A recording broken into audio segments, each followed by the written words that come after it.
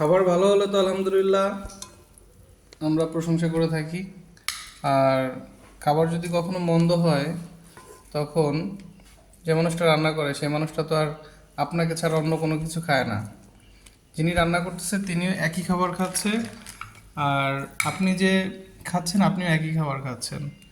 তো স্ত্রীর রান্না কখনো ভালো হলে অবশ্যই প্রশংসা করবেন, দেখবেন যে তার রান্না আরও ভালো হচ্ছে, সে আপনাকে আরও ভালো কিছু দিচ্ছে। আর যদি রান্না কখনো খারাপ হয় তখন চুপ থাকবেন, যতটুকু পারবেন অতটুকু খাবেন। অবশ্যই বলবেন না যে তোমার রান্না অনেকটা খারাপ হয়েছে, তাহলে তার মন ভেঙে যায় আর সে ভালো কিছু করতে পারবে না।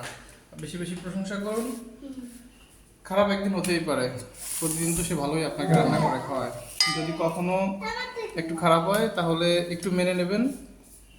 আহ, তাকে কখনোই গালমন্দ করবেন না, খারাপ কোনো কিছু বলবেন না। 10 দিন ভালো হলে একদিন খারাপ হতেই পারে। হয় না?